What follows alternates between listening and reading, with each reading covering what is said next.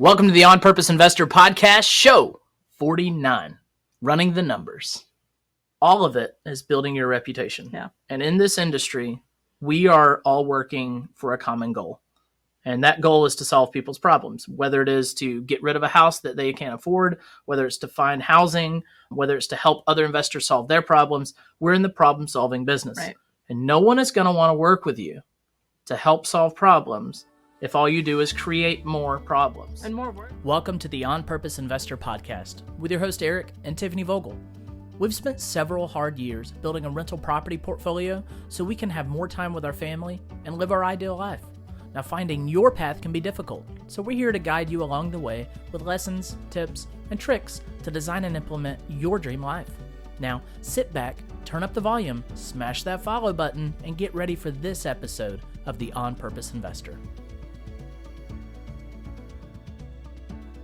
What's going on, OPI Nation, and welcome back to the On Purpose Investor Podcast, where we are on a mission to create hyper-intentionality and clarity within your real estate investing journeys, within your careers and what you're doing.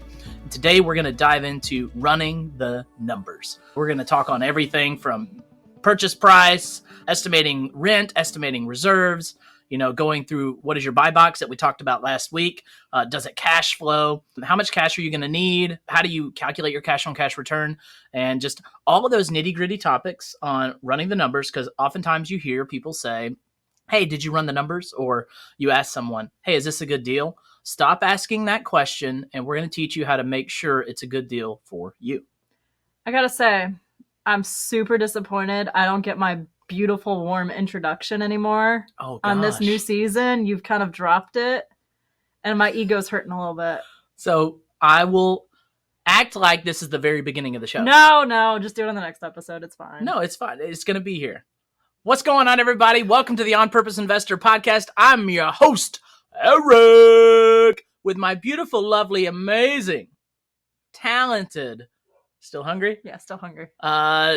Gorgeous, You amazing mother of my two children. She's my sugar mama, Tiffany. Thank you. There we go. Good to be here. All right, so back into it. We're running numbers today. We're not going to run your numbers, but we're going to teach you how we run our numbers and how you might be able to implement these into your business. Yeah. So first thing that people come across is purchase price. And I think that's honestly kind of the last thing, because you have to know, what price can I pay for this to make it a deal? Mm-hmm. So you want it to cash flow. I mean, we're in the business to make money. So really the purchase price is determined off of what you can get accepted and what you can afford to pay. That's it. Yeah. And purchase price, I love to tell my students, when you're going to find a property for an investment, first of all, the first thing you need to do is establish how is it going to be operating. And that's going to help dictate not only the area in which you're looking to buy it, but it's also going to give you a baseline for, okay, this is the purchase price area I need to be in. And as soon as you have kind of that laid out, then you can start looking at these houses and say, okay, here's how much I can do in renovations. Is this purchase price going to be one to where it's just a lipstick? Is it turnkey? Am I able to just go, if I'm doing this a co-living house, am I able to just throw up a few walls and put some furniture in? Right. Or is it like a project we're working on right now where it's a full renovation minus, rebuilding foundation? Right. So that's going to be sort of a very solid starting place of how much can I pay for this house? Yeah. I think it also, last episode we talked about the buy box. Mm-hmm. And if you have a clear buy box, you know what the going rate is for a house in your buy box of that quality. Yeah. So put in the work to learn what is your buy box, and then what do houses in that buy box go for at different levels of condition. Mm-hmm. And then if you're making a good deal or not.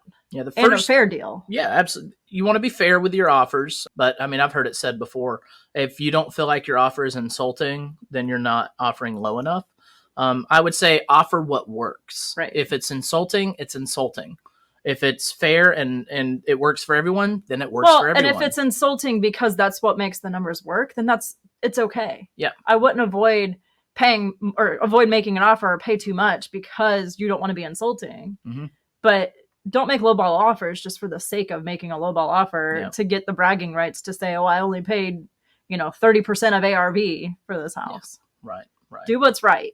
Yeah, because along the way that you're making offers, you're also building a reputation. Right. Just know that you don't want to be known as the offer that comes in and that the agent community or even the homeowner community knows that this guy only makes 60 cents on the dollar offers, or this guy only makes 40 cents on the dollar offers. Right. Because at a certain point, you're going to run out of people to make offers to. Yeah. I mean, there's a brokerage in our town. I won't say who it is, but if you see this particular agent or broker listed on a listing, that it's going to be overpriced and it's going to be really crappy quality. Yeah.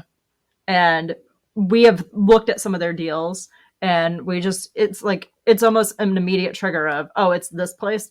No, we're moving on. And that's not the reputation you want to have. Right. Maybe you're a broker, maybe you're a realtor, maybe you're a soon-to-be investor, maybe you're a seasoned investor.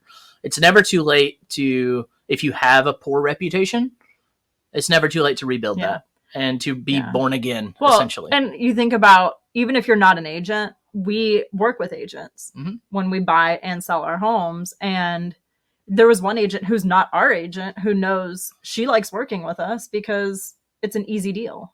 And we do what we say we're going to do. So that is a tangent that was not really within the scope of this episode, but fun facts. And it's beneficial information to make sure that you have your reputation in mind when making offers. But all of that to say, know what the purchase price works for you, and then keep going through your running the numbers phase. Yeah. Hopefully by the end of this episode, you're going to have enough tools to go and maybe build out a spreadsheet, or maybe build out a piece of paper with some criteria on it that takes running numbers from this overarching task that's kind of heavy to a fun experience. Yeah. Running numbers should not be awful.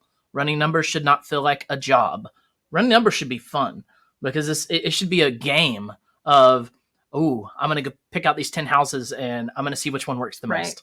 Yeah. And, in our book, The Pathfinder's Journey, Charlie and Liza made this a game. And they had this game of, okay, you're going to pick 5 houses. I'm going to pick 5 houses. We're going to see who gets the best return on investment. Yeah. If you haven't heard of our book, it's called The Pathfinder's Journey. You can find it on Amazon today. We wrote this book in the summer of 2022 and just have loved the feedback we've gotten from it. And just know, running numbers should be fun. It should be a game. So go do like Charlie and Liza, make it a game, get your spouse involved, and make running numbers easy and entertaining. Right. So number 2 is our reno costs. I do want to add one more caveat. Don't change the numbers to make the deal a deal.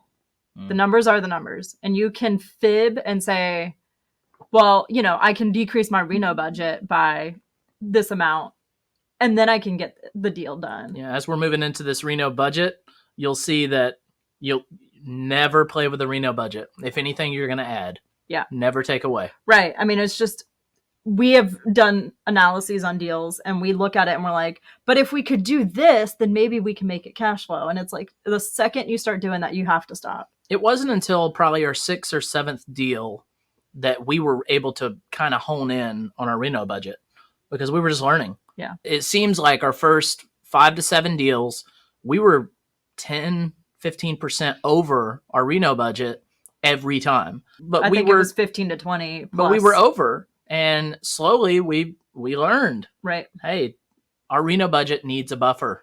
Yes. Because you will expose things that need to get fixed. So moving into reno budget, this is sort of my expertise. I actually just ran numbers on a deal 2 days ago. So when I do a reno budget, the first thing I do is I go to the house and look at it. And while I'm there, I take tons of pictures and I take a video, a really slow-mo video of me walking through the house. Yeah, move slower than you think you need to, because when you watch it back, it feels like you were going so slow, but it goes quick. You need it to be slow. So what I'm doing in this video is I'm counting doorknobs, I'm counting hinges, I'm counting light fixtures, outlets. I'm counting outlets, I'm counting windows, I'm counting, for all these reasons, I'm counting things that I know are going to need to be replaced.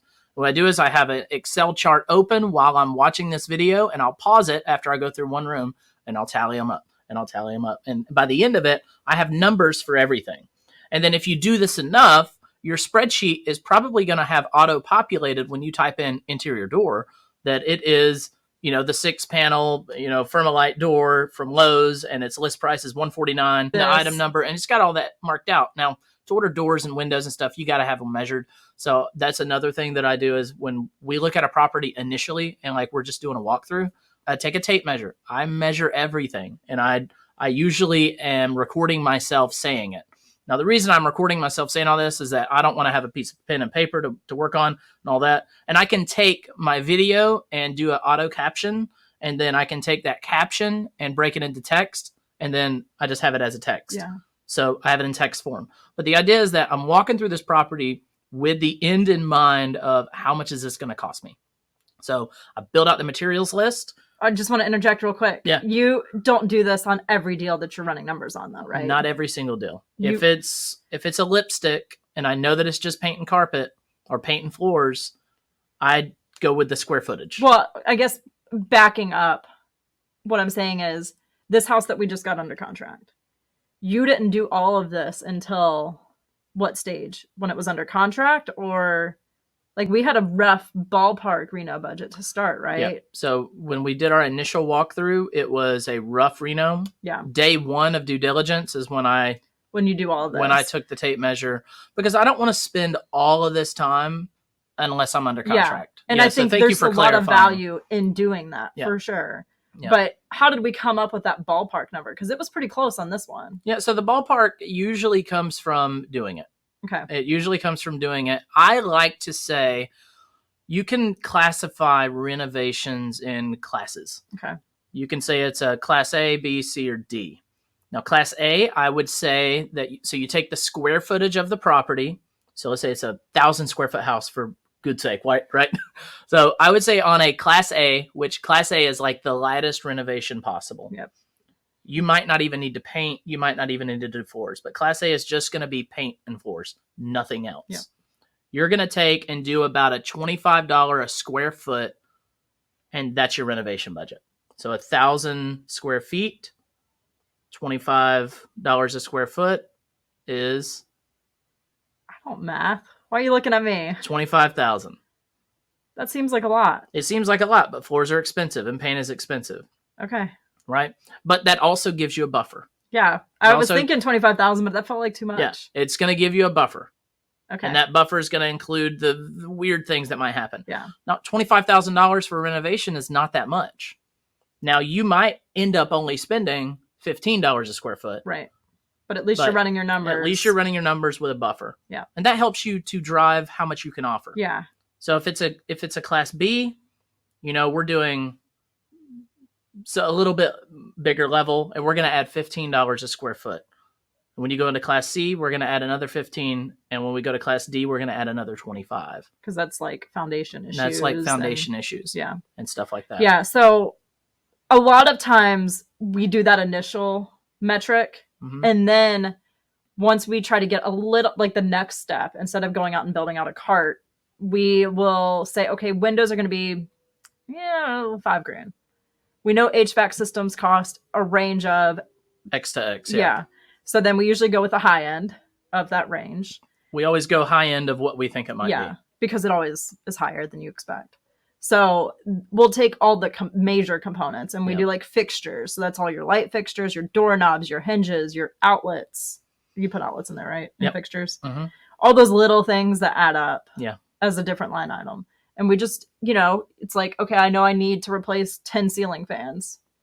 A decent ceiling fan is $300. I don't know. $180. You can get a decent ceiling fan. Yeah. So, and then just kind of ballparking into it. Yep.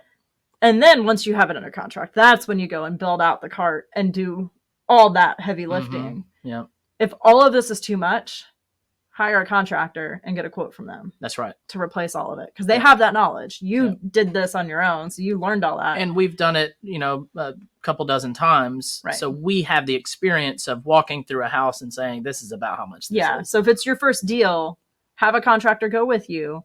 But also don't waste their time. Yeah. Make sure you have it under contract. So you need to be able to at least get that initial estimate done. Yeah. There's a good book, Jay Scott, you were about to say it, the book on estimating rehab costs. Now, those costs in there are from 2008-ish, Is that 2010-ish. Okay. So they're old for sure. You're going to want to probably add 25% to every number that they have in there. Some items are more, some items are a little less, but on average. So there's two books. One is basically like all the components of a house. That's where I learned what soffit and fascia are because I had no clue. Mm-hmm. And then there's a second book that has actual pricing in it. I highly recommend the first one. The second one, I think you probably want to just update with your own pricing. Yeah, you can. But it gives you a breakdown of all the components of a house, like the exterior, interior, paint, floors, all of it. Mm-hmm. So absolutely. It was a great starting point for me because I have no like construction knowledge at all. Yeah. So it gave me enough so that I could communicate with Eric to understand what needs to go into the numbers because I'm the numbers person. That's right. So, once you have your renovation budget in mind, and let's say we're making an offer. So this is just running the offer, classify it A, B, C, or D. And if you want to know more about what that looks like, shoot me an email, eric@onpurposeinvestor.com. I'll be happy to explain a little bit more of my detail on how I classify, and then what dollar per square foot you should probably go within those classifications. Different markets are going to justify different numbers and classifications, but shoot me an email, eric@onpurposeinvestor.com. Would love to chat with you about helping you run numbers on renovation costs. Definitely. So let's move to the next step. So we got our renovation cost, we got our purchase price. We're going to now look into ARV. If you don't know what ARV is, that's your after repair value. It's important no matter what you're doing. If you're doing a buy and hold, whether it's a BRRRR or you're just keeping, the sweat equity in the deal, it's important because you want to make sure with that purchase in Reno that you're not over investing in that property. Yeah. You don't want a $100,000 house that you've put $200,000 in. Yeah. Even if it's your own equity, that's just, you don't want to be in that spot. We've all seen those houses, especially the ones that show up on Zillow that are a $500,000 house in a $200,000 neighborhood. Right. And like the pictures are just so amazing, but it doesn't change the fact that that house is where it is. Right. And all of the comparables, what we call them comps in that area, show that it's not worth $500,000. It's worth $250,000 at best. Yeah. And then the pictures show how overflipped it was. Right. They have marble flooring and they have marble walls, or they have 30 different types of tile throughout the house. And it's just like, it's still sitting on someone had a really creative mind, and they were like going Bob Ross on the inside of their house with tile. It's just a happy little square here. It's a happy accident. We'll cover it up with grout. Not grout, caulk. All right. We'll caulk all these happy little accidents. So ARV, it's probably one of the most important numbers because you want to make sure you're buying with enough room to have some equity. Mm-hmm. And if you don't know how to pull comparables, talk with an agent and learn from them. Even if you don't plan to use that agent, offer to give them a gift card or take them out to dinner or something for their time, because you're asking for something from them. You want to offer something in return, but learn how to run the comparables. So I do a search in Zillow for similar houses. The year it was built is important. The general level of construction is important. After you do a couple houses and have appraisals, you can look at those appraisal reports and really see what they're looking at. And that's kind of what built my foundation on how to run a comp. Mm-hmm. But you want to look for houses that look similar and take the average of 3 to 5 of them and say, okay, roughly this is what it would be worth. If I do a BRRRR and refinance it, that's what, the appraisal could come in at. Yeah. And I would take probably 10% off because we have a little bias in how we select houses. And sometimes what is a true comp isn't a true comp. Yeah. And you get a little excited. So I would adjust it a little bit, but that's how I pull. I want to dig a little deeper into reading an appraisal report. Now, when you first look at an appraisal report, usually the only thing you're looking at is that number at the top that says this is the value of that house. There's a lot that goes into building an appraisal. And Tiffany has gotten so good at running comparables because she took the time to break down an appraisal report and really get into they're giving this percent of value for below grade square footage, or they're giving this percent of value for a wooden fence, if there's a wooden fence, or you understand the breakdown of valuation because you got an appraisal report and you went in and built your own, essentially. Yeah. And I do that on the ones that really matter. Mm-hmm. I don't do that for every property, but especially if we're trying to burr it and do a refi, it matters what that ARV comes in, because that determines whether you have to put cash in the deal or not. How do you recommend our viewers and listeners to figure out how to do that with an appraisal report if they've never had an appraisal report before? That might be a masterclass I need to teach. I don't know. I think I had a newbie investor come to me and we were chatting about it, and I sent him a couple of our appraisal reports and said, go read it. Let me know if you have questions. Yeah. So that's definitely a way to do it. But I foresee that being a good thing to offer, because I think it would help people. Absolutely. If you want a copy of a random appraisal report that is real for maybe houses that we've sold or gotten rid of, email Tiffany. That's Tiffany at onpurposeinvestor.com. I'm sure she would be absolutely thrilled to communicate with you and help you on the way to understanding appraisal reports. Yeah, definitely. Just so y'all know, take this minute to just let y'all know, we are here to help you. And we're only an email away. Shoot us an email. Or Facebook or Instagram or whatever. Post it on Instagram, Facebook, YouTube, wherever you're watching or viewing this or listening to it.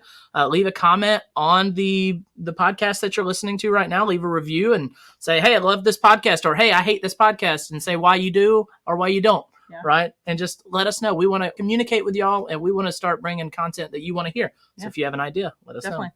Driving on? Closing costs. Oh, boy. So for us, most of the time, when we were growing, we did burrs. Mm-hmm. So our closing costs on the front end, we used hard money. And with hard money, we were using individuals that we knew. Yeah. We're going to talk in a later episode about the different kinds of financing. But with our guys, like, we paid points, but we didn't have a ton of like document fees and lender fees and stuff like that. So I pretty much could say the points plus roughly $500. Ask your people you're getting money from, whether it's a bank, a hard money lender that's an institution, an individual, a private money lender, whatever it is, what their fees are. So you understand it. On the refinance side, ask a couple banks that you plan to use what their closing costs are. And over time, I kind of have a good feel for where it's going to be. Mm-hmm. If you're planning to buy down the rate, make sure it makes sense, for one, that you're going to keep that loan for a long time, because otherwise it doesn't make sense to pay down the rate. But have a general idea of what the closing costs are. I don't necessarily want to say this is what our closing costs are, because our lenders are going to be different from yours, but reach out to those people. There's a lot of due diligence that goes into being able to run numbers, but you do it one time and then you can replicate it for future deals. Yeah. And you can absolutely run numbers on a fictitious place. Mm-hmm. Just go on Zillow, type in the zip code that you want to buy a house in, find a house that, that might have the keywords of, investor or TLC or work. Handyman special. Just use those keywords and pick a house at random and start running these numbers. Yeah. And you don't have to necessarily go see it. Just use the pictures that are in the listing. Make sure whatever listing you're using doesn't have just the front door and then inside the mailbox. Agents sometimes post the strangest pictures. Right. Yeah. Inside the mailbox. Yeah. That's a new one. It's weird. So just make sure you get one that has a lot of pictures and start building rehab costs. Yeah. And call some banks. They love answering the phone for people that might want to lend money. Right. And they'll answer every question you got. Yeah. You're not going to burn a bridge there, I promise. Well, and that goes into the next point, financing terms. Yep. Know what the rate, the timelines are. Is it interest only? Are they going to amortize it? How long is it going to be amortized? Is there a balloon? What are the points? There's a lot of little aspects to that you need to know. But like Eric just said, pick up the phone, call them, ask them. Those are the questions to ask. What is the interest rate? How long is the term? We have some that are interest only. Some of them we amortize over 30 years. Some commercial loans are over 20 years. It really depends on what the bank's offering. How many points do you charge? I would say in running your numbers, make sure you have all the correct information in there. Double, triple, quadruple check when you reach the final number, because the difference between 1% on an interest rate could be the difference in it being a deal or not. Yeah. A difference in, a zero at the end of the number of periods you're making payments on would absolutely make or break it. Yeah. Is it 360 months? Is it 36 months? There's a huge difference there. And I say this just as a word of caution. If you're going to be doing adjustable rate mortgages, make sure you have a buffer. And balloons. Be safe. Yeah. Anything that has I've heard like shorter than 8 to 10 year balloons change between rate or balloon. Yeah. Because if it's a 10-year note, over 10 years, you can know where the market's going and pivot in time. But a 5-year adjustment, like you think we just were in these like super low rates, in 2020? Yeah. It's 3 years on. 3 years ago. Yeah. If you have 2 years left on that balloon, look where the market is now. Yeah.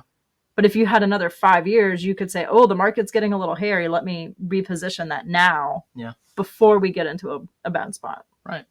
All right. So I'm not telling you not to use arms or balloons or anything like that. What I am telling you is to do due diligence, be safe, and have a buffer. Right. Big time have a buffer. Well, I guess that goes into reserves. Yeah. You want to make sure not only you're setting aside money each month of that rent to work on the house. For vacancy, big repairs like the roof. So we call that capital expenses. Small repairs like fixing an oven that you put in a bad oven and you have to get Mr. Appliance out there. That's okay. Yeah. We have money set aside for that. Right. But you also want to have reserves to cover some months of mortgage payments if something comes up.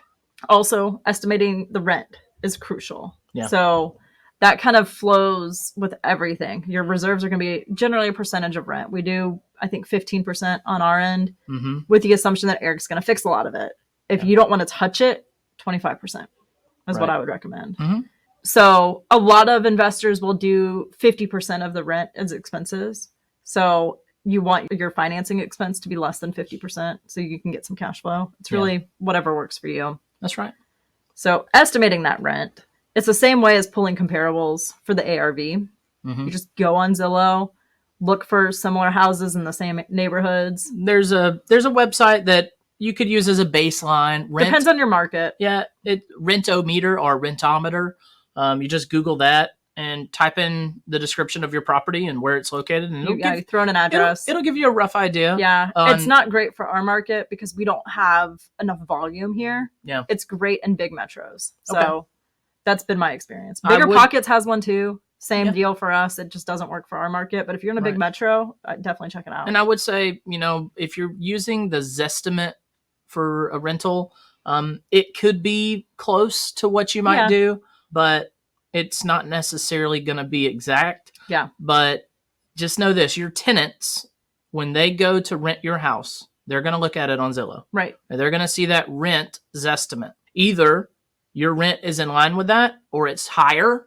And if it's higher, you need to be able to fully explain how that's wrong, how this is right, and be able to show them and just show them that they're buying not just, and this is a little bit different. This is a landlording topic, but it's more or less show them why you're above the rest, how you're going to offer better service. The Zestimate in our experience is based off of the last purchase price or rent price. Mm-hmm. So if you highly renovate a house that was renting for $800 a month, but now you fixed it up and you're going to rent it for $15, your tenants are going to see that Zestimate's $800 and not understand why the rent's doubled. Yeah. So if you can show, hey, this is, it's been greatly improved. Yeah. And there's not a hole in the floor anymore. Exactly. It makes sense. Yeah. So find comparable houses that are for rent. So in Zillow, I just toggle it to for rent and look at what's available and say, and also look at days on market. If it's been on the market for 6 months, the rent's too high on that house. Don't use that as a comparable. Yep. I would say anything less than 30 days is what I target. Yep. Anything more than that, the rent's probably too high. Yeah. And you got to adjust with it. If your house is on the market for rent for more than 30 days, I would say for more than 2 weeks. Yeah. Because the longer it sits vacant, the longer you have a carrying cost. Yeah. Well, and if you think about it, if you knock the price down $10 a month, for example, that's what, $120 for the year. Mm-hmm. But if you have it sitting vacant for a month, that's a lot. Yeah. Whatever that rent value is. Yeah. So knocking the price even $100 has a better impact on your annual bottom line. That was a lesson that was hard for me to learn because I was like, the rent should be this. Why isn't no one renting it? But the longer it sits vacant, that hurts your bottom line more than a rent reduction. Yeah. Yeah. And if people aren't looking at it or requesting to look at it or things like that, let that also be an indicator. If you had 50 showings and no applications, There's something wrong with the house, or there's something wrong with the price. Yeah. So Yeah. just try to get feedback and make adjustments. Yeah. So taxes and insurance, putting this into your numbers. Yeah. So if you have a clear buy box, it's pretty easy to know roughly what the taxes and insurance will be. You can pull the tax records to see what the tax amount is for the year. You can even go in and see what the tax bill was. Right, that's what I'm saying. For the last year. Yeah, so use that, and eventually you'll get to where, like, we have a roundabout number that we say taxes and insurance generally is about X amount for us. Yeah. And insurance agents providing quotes for houses are kind of like calling banks for mortgages and information on that. They want your business so much that they will run as many. Right, but don't abuse it. Yeah, don't abuse that. Do it a few times, and then take notes on what those and then quotes give them were. Your business. Yeah, and then when you finally do get a house and you're ready to insure it, make sure you use that person. Right. Yeah, definitely. And then the last thing is other utilities, landscaping, management. Yeah, so if you're going to have a property manager, 10% is kind of the industry standard. I think I'm comfortable saying put 10% in for management. Well, 1 month's rent and then 10%. Yes. That's so fair. Make sure you calculate into your numbers. Like if you're using Excel, you'll do 1 month's rent plus 10% of whatever that is. That's right. So landscaping, are you going to make the tenant do the landscaping? Or is this a co-living house or a multifamily where you have to take care of the landscaping? Yeah. Call some landscape companies. Get an idea of how much do they charge to cut an acre? How much do they charge to cut a quarter acre? Trimming the bushes. Yeah. All that stuff. Get an idea on what it would cost to do that. And then utilities. Yeah. I mean, if you're living in the market, you know generally how much it costs for your power bill and your water bill and all that. So if you're paying for any of the utilities, put that in your numbers too. Yeah. At the end of the day, most of all of these items that will go to help you build a number to see if it cash flows or not are available at your fingertips. Right. It's available at the punch of a call, or it's available on Google. Yeah. It's just, you got to put in that work. And the more you do it, the more it becomes a fun game versus a chore and a task towards financial freedom. There's a lot of work on the front end to find what's the closing cost, what's the financing terms. But once you have that, you don't even change those inputs in the spreadsheet or the calculator you're working on. It just flows, and then you're just estimating, a handful of things, and it's just easy. Yeah. My recommendation would be to build a spreadsheet with all of these items on the left-hand column. What do you call it? A column? Yeah. All on the left-hand column, and then along the rows going across, put in all the houses that you're comparing, that you're building numbers on, and then see how it changes over time, and that way you have an idea of, okay, this one, I'm going to make this kind of purchase price. And maybe you didn't offer on that home, but you're going to keep watching it on Zillow, right? Right. And then you see that it sold, and you see that they renovated it beautifully. And then you'll see what they listed it for, and you'll see what it sold for. Right. And then you'll be able to gauge, like, wow, I would not have thought to renovate it like that. Oh, I didn't think it would be worth that. Right. It'll train you over time by keeping track of every property you run numbers on. Yeah. If you heart a house on Zillow or Redfin or whatever tool you're using, it'll send you an email or notification on your phone when it has gone under contract, when it is sold, when it's rented. And then you can update your spreadsheet. Yep. And that'll really help you fine tune without even doing a deal. That's right. And also, if you're doing off-market deals and you're like, Eric, I don't buy on the MLS. I do off-market deals only. Doing the same process and going on Zillow or Redfin and then typing that address, it's going to say property not listed, but still heart it. Heart that property, because eventually it's going to be listed for rent or it's going to be listed for sale. Right. And you still want to be able to track, like, how was I at running those numbers? Yeah. And if you don't want to do this, hire a VA. You can get one for relatively cheap, build out the process of how you do it, and send it to them and let them run these numbers for you. Yeah, exactly. But it has to be done. I mean, this is the only way to make sure you're making the right moves and buying the right deals. It's the work you must do before investing in real estate. Yeah. As a landlord or acting investor. If you're a lending investor, if you're just on the lending side, you need to know how to do this. Right. But this is going to be... ARV is probably the more important on that side. Yeah. Yeah. And, at the end of the day, what's a deal for you might not be a deal for me. It's all in your buy box and what you're looking for. Right. And you want to make sure you can analyze what's the criteria for you. Yeah. Are you looking for a certain cash on cash return? Which the cash on cash return, that's the annual cash flow divided by the cash invested. Annual cash flow divided by So you take the cash invested. everything that we talked about on those inputs, and you take the rent minus all the expenses, and that's your monthly cash flow. Multiply that times 12, gets you your annual cash flow. So let's say you put 30 grand into a deal and it makes $100 a month. Okay. You take $1,200 divided by 30 grand, and whatever that percentage is, that's your cash on cash return. You gonna do it right now? I'm gonna do it right now. So you're gonna walk me through this again. You said we're gonna have $100 a month. $100 a month times 12 months. Times 12 months. And we're at $1,200. 30 grand in it, divided by 30,000. So we're gonna divide 1,200 by 30,000. Yep. Divided by 30,000. 4%. So we're at 4%. Yep. So you might be okay with a 4% return. We aren't. Yeah. We want higher than that. So let's say it makes $500 a month. So we take the 500 times 12 divided by our 30,000 divided by the 30,000, and that gets us a 20% return. Yeah, I'm good with that deal. I'm great with a 20% return. And it makes $500 a month. So it's worth the work. That's with us putting in $30,000, right? So let's say you have that $100 a month. Okay. We got to get the calculator back out. There it is. All right, $100 a month times $100 12. a month times 12. But let's say you only put, I don't know, $5,000 in the deal. And let's say you only put in $5,000 in closing cost because you got it 100% financed. Yep. So divided by $5,000, that's a 24% return. Right. So it's the cash flow. You might not be willing to do that deal for $100 a month though, because it's not enough to your monthly goal. But it was only $5,000 out of your pocket. But what's your time worth? There you go. There's so many factors. When we were starting out, we would do that deal. Yeah, absolutely. Now, probably not. Because it's great to make 24% on our money. I'd rather get the 20% return on my money for the $500 a month. Yeah. Yeah. So at the end of the day, it doesn't matter what works for us, what works for you. What numbers, what are you looking for in monthly cash flow? And make sure that it does cash flow under the worst circumstances. And then what's the cash on cash return you're looking to get out of it? That's right. And go ahead. Sorry. Yeah. So moving on, how much cash do you need? Yeah. Do you have it? And where are you going to find it? Right. Now, we're going to talk about lending in another episode, but another thing that you need to have into your running the numbers and before you make an offer is, okay, I have, 50 grand in my retirement account and I can borrow half of it for anything I want to do. I have 25 grand to play with. You need to know that up front.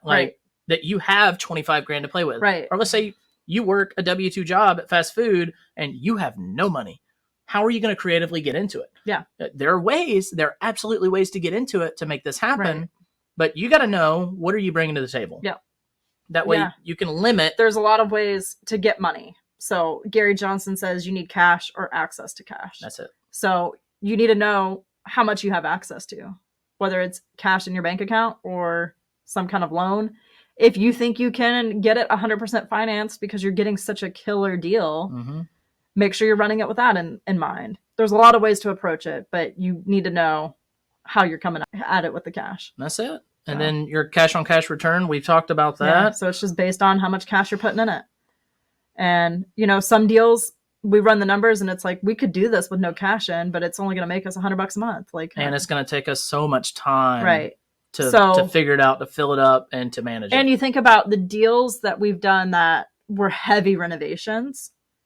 You want to make sure, I guess, if you're doing one that's a heavy renovation, you want it to pay comparable to a heavy renovation. Yeah. If it's a 20% deal, but it was, 6 months of scope versus doing a 20% deal that's a month of scope, it's a big difference. That matters. Yeah, it's a huge difference. It's not just hard, fast. Oh, it makes $500 a month and cash flow is 20%. You want to make sure the amount of time you're putting into it is worth what you're going to make. That's it.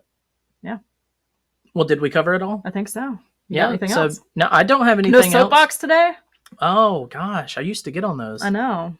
I think my soapbox of the day is, that reputation thing I was talking about to begin with.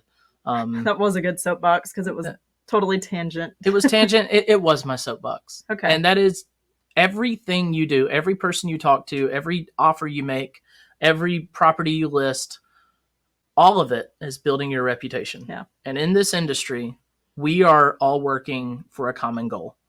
And that goal is to solve people's problems, whether it is to get rid of a house that they can't afford, whether it's to find housing, whether it's to help other investors solve their problems. We're in the problem-solving business. Right. And no one is going to want to work with you to help solve problems if all you do is create more problems. And more work. And more work. Take care of the people.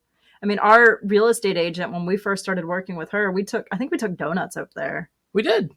And it was just a small gift of gratitude for her busting her butt. We didn't have to do that. I mean, she made her money, but yeah, it goes a long ways. If you're asking for something from somebody, give something in return. Yeah.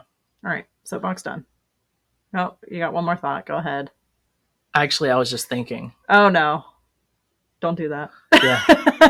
It hurts. All right. That's all we have for you today. Thanks, y'all, for hanging out with us and listening to us talk about running the numbers on a deal. What lessons can you take from this podcast and apply to your life? Don't let the time you just invested go to waste. You only get one life, so live it purposely. That's all we have for you today. See you next time. Thank you for tuning in. If you have any questions or comments, we'd love to hear from you. Head over to onpurposeinvestor.com and sign up for our newsletter to get all the latest updates. If you haven't already, we'd really appreciate an honest review wherever you watch our podcast. All right, now go smash that subscribe and follow button for more tips on building your dream life. See you next week, Pathfinders.